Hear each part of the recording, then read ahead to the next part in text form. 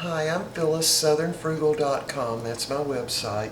Today we're going to make a small cheesecake, but the star of this video is going to be a butter pecan pie crust. Now I'm using what are really Pecan Sandies. They come from Aldi, and I think the regular Pecan Sandies would probably work, but these are super good. So this pack, which is a 13-ounce pack, will actually make 2 pie crusts. I've already made one, but we're going to make another one to go under the cheesecake. Alright, so let me turn this down, show you what we're going to do. My camera thing is kind of messing up here. There. Alright, y'all, hang on. There, got it. Alright, so what we're going to do is use half the pack, which would actually be just 12 cookies. And like I said a while ago, I've already made one of these crusts, so I know how good they are.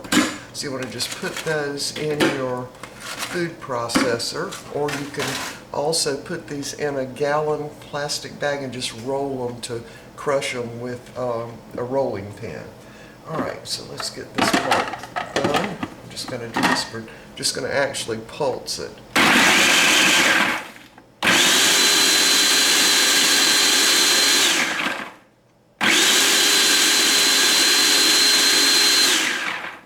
Alright, that's good enough. The rest of it will get crushed up once we add everything.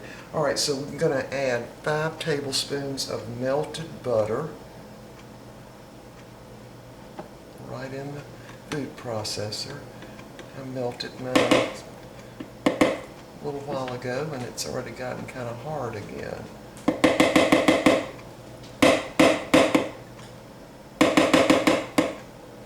Alright, to this I'm going to add 1 cup of toasted pecans. Now, the way I toast mine is just on a little flat. I actually do it in the toaster oven, about 300 and maybe 350 degrees, and put them in there for about 10 minutes. And what that does is brings out the flavor. So let me put this in first. I don't want to leave these pecans in for very long because they'll get too ground up. Alright, 2 tablespoons of sugar. This is very similar to graham cracker crust, only much, much better.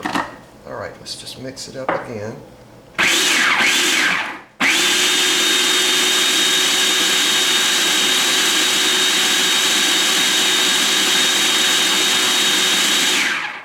It'll start coming together in kind of in clumps. So let's do it a little more.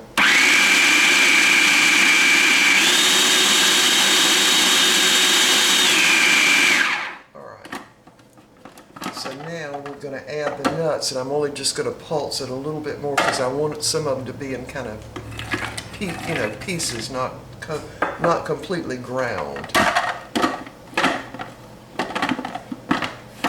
Alright, hang on, I know this is loud, but I don't know any other way to do it.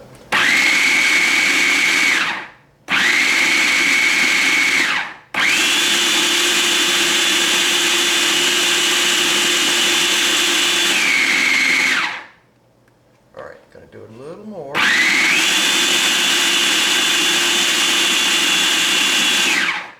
Alright, that ought to do it. Still got some chunks of the pecans in there. Alright, so now we've just got a spring foam pan, and I have lined it with parchment paper, but you could also do this in a regular pie plate. Alright, so we're just going to dump this right in there.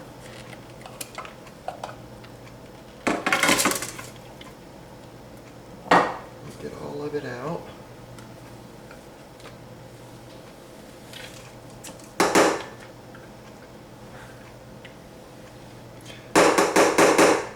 Yeah, I made this crust a couple of days ago for a pie, and it was so delicious. I just had to do another one. It was that good.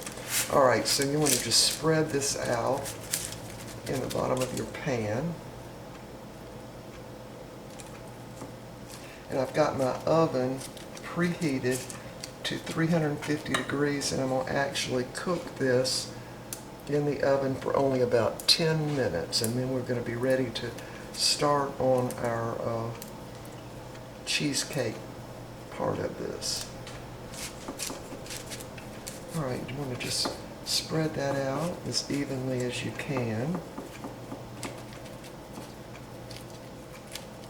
And again, some of those nuts are pieces are a little too big, so what you want are pieces about like that. In other words, when you're eating the crust, you want to actually know you're eating a piece of a pecan. Alright, so now I'm going to take a bowl. This is a little Pyrex bowl that's rounded with no indention in it. And I used to use a glass for this, but actually these little bowls work better to just mash it down.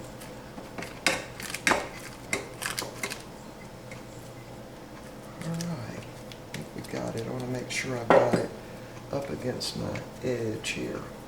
Yeah, these cookies, y'all, I hate to say it, but they're better than the regular brand of Pecan Sandies that have been around really since the 1950s as far as I remember. I used to love them growing up. But these are actually better, I'll have to say, they really are. The type that is Aldi's brand name. I'll show that. Benton's, I guess they call it. Yeah, Benton's cookies. Alright, y'all, we're going to put this in the oven just about 10 minutes at 350 degrees. Alright, and then we'll get set up to make the filling for the cheesecake. We'll be back. Alright, we are back and ready to go ahead and get our cheesecake mixed up. And I've already taken up my crust. And again, you only want to bake it for about 10 minutes. And I'm letting it cool slightly. Don't want to put the batter in there with it all real hot. Alright, so we want to have 2 8-ounce packs of cream cheese. There you go. And what I do to get it to room temperature, I just put it down in a plastic bag. Take it out of the carton, of course, put them down in a plastic bag and put it in the sink with a container of hot water. And it'll be at room temperature pretty quick that way. Alright, so we're ready to get started. So I'm going to take both of these and put them in my bowl. Now you need a big bowl to mix this up with because it will splash. So the bigger the bowl, the better.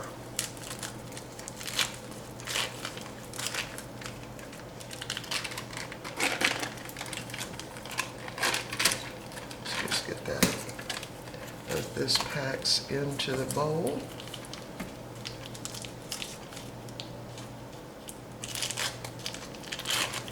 Yeah, this is a very typical recipe for cheesecake. Some people make them much larger than I'm making this one, but all you'd have to do is just double the ingredients to make a really big one. Alright, so now we're going to dump 1 cup of sugar in with that cream cheese. And just kind of get it going with a spatula. Like that. And again, this is the cream cheese at room temperature. If it's not at room temperature, it's going to be very hard to get it mixed in.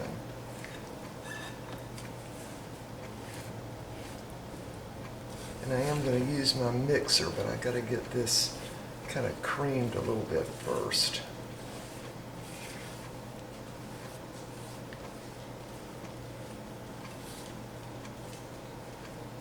Alright.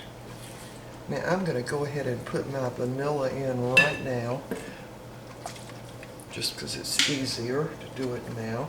So it's going to be 2 teaspoons of vanilla extract.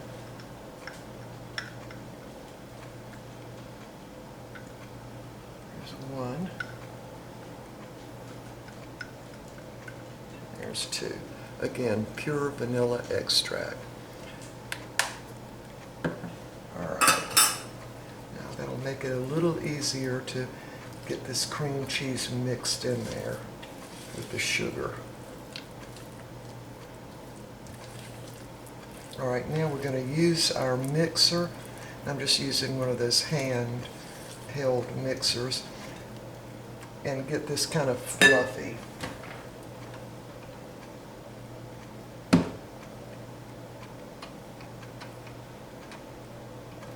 All right.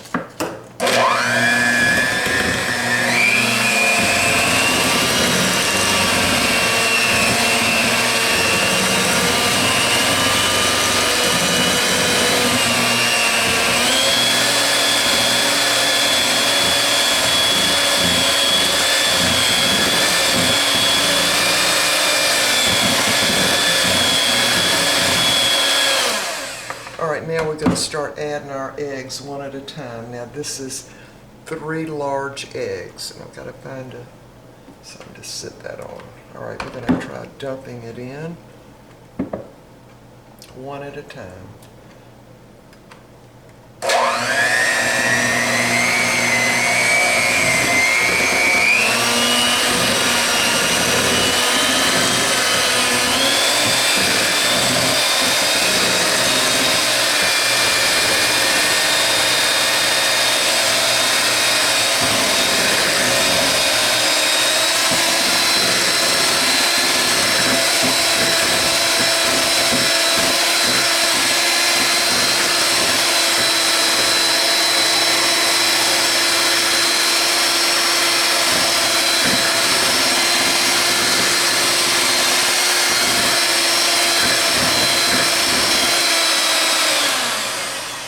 Scrape down the side of the bowl now.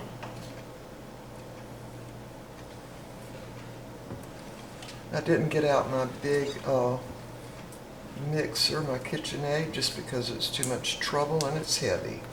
So this one actually works better for this. All right, we're going to mix it just a little bit more. And we're going to be ready to dump it right in the pan. And by the way, this homemade cheesecake, just using a simple recipe, is just super, super easy. I mean, it's really much easier than making a cake, really.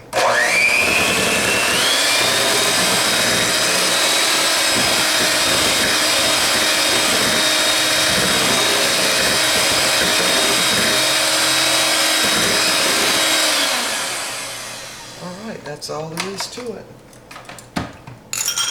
Now we're ready to dump it into our little spring foam pan. And again, if you don't have a pan like this, you can always just do it in a regular pie plate, which is how I used to do mine for years.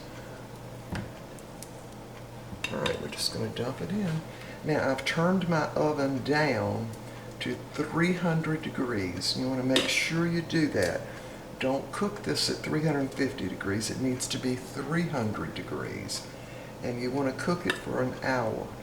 After an hour, you want to check it by sticking a toothpick into the very middle of it and see if it comes out clean. If it does, it's done. If not, you need to cook it a few more minutes.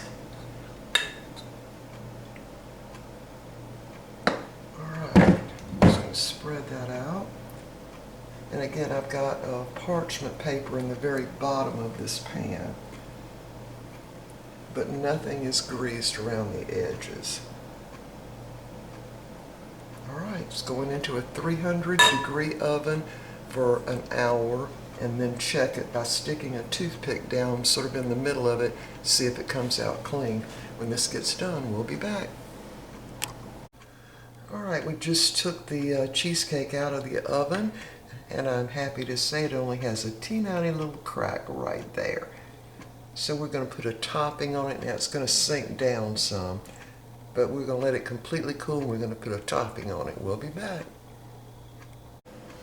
Alright, we have let our cheesecake cool, and as you can see, it kind of goes down in the middle and it leaves a little rim of an edge around there. So we're going to make a topping to go on it. We're going to use 1 cup of sour cream.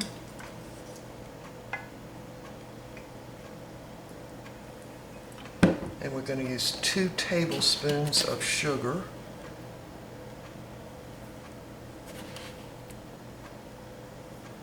And we're going to use 2 teaspoons of pure vanilla extract. And this topping is going to go right on top of the cheesecake, and we're going to put it under the broiler on high, and we're going to just kind of let the topping just get the least bit brown, because it's going to start bubbling, and that'll be the top of the cheesecake. All right, let me mix this up better than that.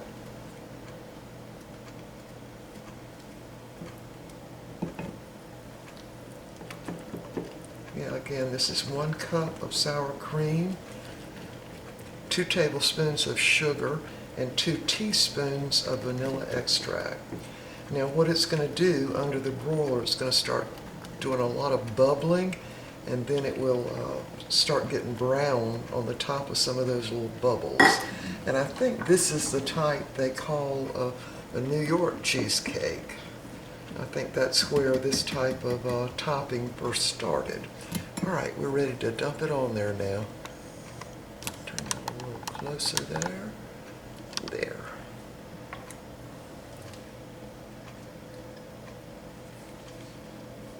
And you don't have to worry about that sugar being dissolved, because once that heat hits it, it's going to definitely dissolve the sugar in it. So I'm just going to put it on there like that. And once we get it under the broiler, it's going to start bubbling. And then eventually it'll start to turn a little bit brown. And my guess is, and now you want it about that far from the broiler. You don't want it right up under it. But I'm just guessing now, maybe 5 minutes, maybe less. All right, we'll be back when that happens. All right, we have put this under the broiler and let it get some little brown specks on it, and it doesn't show up in the camera, but it's also a little brown around the edge and the edge of the cheesecake. Now, if you don't want it to get too brown around the edge, you can put some aluminum foil, little strips around the edge to keep that edge from getting too dark. All right, we won't be cutting this for several hours, but when we do, we'll be back and show you what it looks like cut. Right now, we're going to let it cool on the counter a little bit and then put it in the refrigerator. See you in a little while. All right, I'm going to taste of this for y'all. Let me stand on my tiptoes so I can get the whole thing in there. And of course, the star of this is absolutely going to be the crust.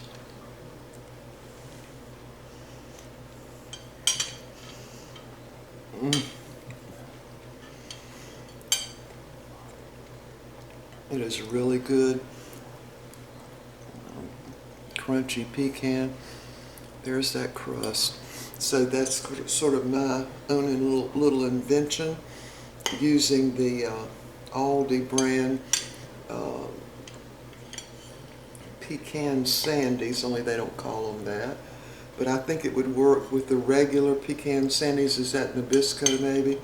But anyway, I put a whole cup of whole pecans in this, and I had toasted them in the little oven for maybe, I don't know, I'm thinking 10 minutes or so at about 350 degrees. Really brings out that pecan taste.